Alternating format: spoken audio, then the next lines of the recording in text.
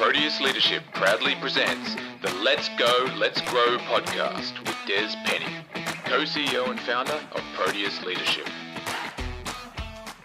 Hi everyone, welcome to the Let's Go, Let's Grow podcast. I'm Des Penny, and today I want to talk about all things culture, both workplace culture and the culture we decide to adapt to our own lives. I'm thrilled to have as my guest today co-CEO of Proteus Leadership and well-recognised culture expert Richard Dore. Hello Richard, welcome. Hey Des. Over 20 years ago, Richard, you and I were running Proteus Leadership, and we were constantly hearing that word culture come up with our clients. At the time, it wasn't really a popular topic. And so we thought, let's run a conference on culture and see what happens. I can remember we hired a training room in a hotel in St Kilda, Victoria, thinking that we would maybe get 20 people. Within a week, we had over 100 people and had to stop taking registrations due to the fact we couldn't fit any more. Do you remember that? I remember it clearly. It was fantastic. Look, it was incredible. And at this stage, we knew we were onto something that would become a major consideration across Australian businesses, and it certainly has. So much so that today we're still helping hundreds of businesses across the country create positive workplace cultures. Richard, you took a particular interest in the culture concept after that, and you're now recognised as a bit of a guru in this space. So welcome again, Richard.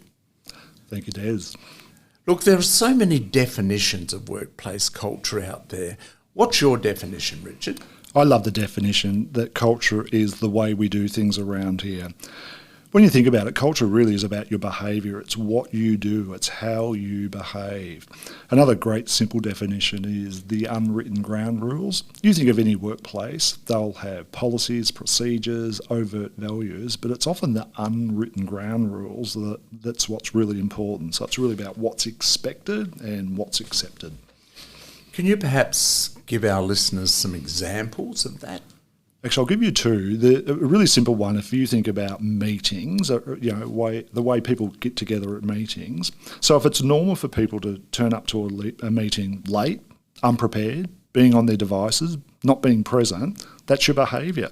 That's your culture, your unwritten ground rules. That's how you conduct meetings.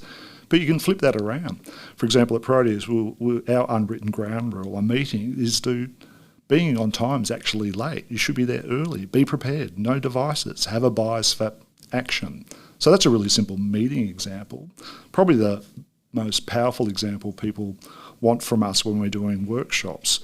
It's, well, what do you do with toxic people? And if you go into a workplace and they say, oh, well, that's just Joe. They've always been like that. That's their behaviour.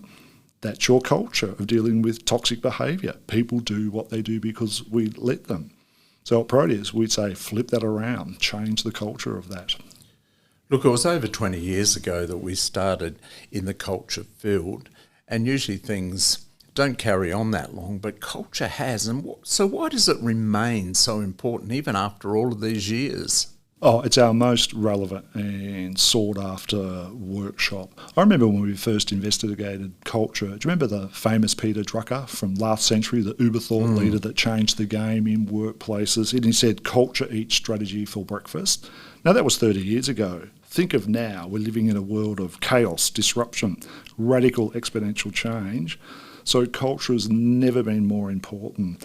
So what we say, though, given that it's more important than ever, we need to do it by design, not by default. So don't become complacent with your culture. And the other reason why it's really important is that culture is right up there with employees' number one criteria for selecting a new workplace. So with social media platforms, they can test and find out what the culture's like. And if it's not great, they won't join you. And it's also one of the right up there, often the number one reason why they leave workplaces. So if cultures are negative, dysfunctional, inconsistent, and especially if they're hypocritical, they'll vote with their feet. So if it's so important, and we know it is, why is it that some organisations, leaders, people out there still say it's just gobbledygook or leadership fads? What do you say to that? I'd say it was the turn of the century. So in the 2000s, it wasn't a fad, it was a trend, but it's a trend that hasn't gone away. now it's more important than ever. It's almost critical. I say, remember safety 30, 40 years ago. Safety was in the hands of a small committee and they had the big epiphany. Hang on, who's responsible for safety? Everybody is. And everyone gets that. Culture's at that same point in history. Right now, I think about every workplace, they get it. It's everybody's job. And remember, you're good people, you're great performers, they just won't accept a bad culture anymore. Again, they'll leave if it's not working. Look, not everything's perfect. So what are some of the myths that you've heard out there about workplace culture? I reckon there's three key myths that we see on a regular basis at Proteus when we're working with our clients. The first one is that they think it has to be driven only from the leaders. The old Russian proverb, the fish rots from the head down. There's an element of truth in that. Senior leaders do need to take that extra role to strategically drive culture, but it's a myth that they're the only ones that can do it. Everyone has such an important role to play. So people often think there's nothing I can do. I'm just a tiny cog in the machine. There's heaps that they can do. The other myth, the second one I say, don't wait for perfect conditions. Often clients are going, we're just waiting for the perfect conditions to work on this stuff. You can do a lot with what you can right now with what you've got available. And probably the third one, and this is the big one, is that people see culture still, it's just a one-off event, bit of a tick and flick, let's do a workshop on it. It needs to be embedded in part of your DNA across all your HR processes and systems. So think of it more as a journey, not just a one-off destination. Look, you and I have been teaching Pareto's 80-20 rule for many years now, which just simply says there's 80% of people who will probably jump on board and 20% who not necessarily will. Can we really change culture when some people say the 20% are behaving badly or just don't want to be a part of it? What can we do? Here's the good news with the 80-20 rule is that you've got the 80%, the critical mass in your favour. And the other good news is most of those 20% will come across if you do certain things. But the bad news is, and it's also good news, there's a small percent of people, they won't change, they'll remain toxic. But we're talking about 2%, so they'll stay negative, unprofessional, reactive. So what we can do there, the standards you walk past are the standards you accept. So don't walk past that sort of behaviour. So we're very big on being really clear with what the above the line behaviours are. So positive, proactive, professional. Get that across your team where it becomes something that they self-regulate, and that 2% stop having a negative impact. And a couple of things that you can do there. When someone is behaving badly or not doing the right thing, you just check in first. Always start with, are you okay? And then secondly, if they stay in that negative space, challenge them, call them out. As we say at Proteus, let me help you to grow or help you to go. Look, as you said earlier, it's everyone's responsibility to create a great workplace culture. But where does a person's personal culture or personality or behaviour come into it? And how can that impact the workplace, especially in leaders? It's a really interesting question because we all have different behavioural styles, we've all got different backgrounds, we're all bringing in our own history and baggage into the workplace, both positive and negative. But I say this, you can always choose. Every day you walk in the door, you can choose to be positive, professional and proactive, regardless of your style, regardless of your disposition. And imagine that if we see that as a really positive thing, that we've got all these weird and wonderful people coming into the workplace. So be inclusive, embrace diversity, and especially flex to different behavioural styles. But just be careful that you're not bringing some of that dysfunctional behaviour into the workplace. So when you step over the line, you say, I'm at work now, I can be positive, professional and proactive. In 2020, the terrible virus called COVID hit the world and certainly changed everything, personal culture and also organisational culture. How do you think the COVID crisis changed the way we address and workplace culture now and into the future? A couple of things there. That as leaders, we've always known that we've got to deliver on results and also care for our people and bring them with us, with real genuine relationships and engagement. I think that's what that's done. It's that part of the equation that we've really got to crank up. How do we engage? How do we make sure the relationships are strong? And almost going back to the "Are you okay?" checking in with them constantly. We've got to really do that a lot more. I guess part of the impact of COVID hitting is that our workplace or our way of working has completely changed. We see now the hybrid model out there, many people working from home, working from the office part-time. How do we keep the culture going? How has the new way of working impacted on culture? I think the way it's impacted is, I go back to the relationship side of the leadership role. I say you've got to crank that up. It's on steroids now, so be super proactive as a leader on how you do that. I think the other part of that is that when you're talking to your team about, what's the best thing to do, hybrid, working from home, etc., the better conversation is to have is what's important for the client. The client trumps everything. So what's the best thing that we do for the client? And it helps people get away from focusing on just themselves and really being of service to something bigger than us, which is always our clients. It's funny, isn't it? That's a very powerful point, because so often it's about us or it's about the organisation.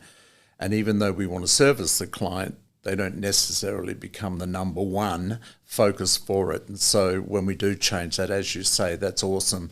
It helps us build a great culture. So if you had 4 key tips for improving our current workplace culture, what would they be and why? I go back to above the line, just be really clear with what are the standards here in behaviour. So we just simply say be positive, professional and proactive. Secondly, you can always do a culture pulse. Just check in with your team to say, how's the culture going? You don't have to wait for your annual engagement survey. So how's our culture since last month or last week when we caught up? What's working well? Leverage your strength. What's slipping? What do we need to do to improve that? The third one is, and this is probably the most obvious but important, is call stuff out early. The thing that really makes a culture dysfunctional is if you don't call it out, it festers, and more importantly, it becomes a cultural norm. That's just them. That's just the way they behave. And the final one, and this is the really critical one because it's such a positive one, and people can undervalue it, but focus on praise and recognition. Constantly hunt for the good stuff that people are doing. Catch them doing the good stuff. Can you talk a little more about that? I love that concept of focusing on the good as being a way of, I guess, changing culture, but also making us focus on the right things. Any examples and more thoughts around that? Sure. The thing is, a couple of things. That people sometimes think, well, you're paid to do a job. I'm not just going to be disingenuous and praise people. But if you look at all the things that they do in a positive way, share that, shout it from the rooftop. The other important thing about that is that there's a thing called loss aversion. Humans tend to remember the negative stuff. The science is in. So when you go home at night, if someone critiques you, that's typically all you remember. But if you get lots of praise and recognition, and the occasional time you get critiqued, they're going to be okay because you've built up their emotional bank account, the relationship's strong, and they can handle that sort of criticism. Thanks, that's awesome. Look, just a more general question around leadership. What do you think we need to do differently now as leaders than we did even 5 years ago, whether it be about culture or whether it just be about being a more effective leader? Several things. I think over the last few years, people have learnt how to do conflict and have tough conversations. But we need to really work hard on navigating challenging conversations, not just with people that you lead, but with peers, with your colleagues, with your bosses. The second one is coaching. We really need to spend more time actually coaching the people that we work with. We owe it to our best people to set them up for success. And when you do that, that's when they really flourish. And people are screaming out for that. The other one is mindset. Mindset's everything. And in this world of chaos, distraction, where it's very easy to go down a doomsday approach, if you proactively work on your mindset, that you can create a better way and leave a legacy, etc. I'd say definitely work on your mindset. But also the final piece I'd say is make sure you're being really candidly honest with people. They know things are tough at the moment, so own that, confront the brutal facts, but make sure you give them hope. People are looking for leaders to say, well, what's this all about? What are we working on and towards? And if you can paint that vision for them and bring them on the journey, that's when I think you get real transformation. That's absolutely brilliant, Richard. Thanks so much for coming on to the Let's Go, Let's Grow podcast today and sharing your wisdom on all things culture. So if you'd like to be involved in a Proteus Creating a Positive Culture workshop, then visit our website on www.proteusleadership.com. You've been listening to the Let's Go, Let's Grow podcast. I'm Des Penny, and I look forward to you signing up on your favourite podcast platform so that you can enjoy the rest of our episodes as they drop. Don't forget, culture is important, but it always starts with us.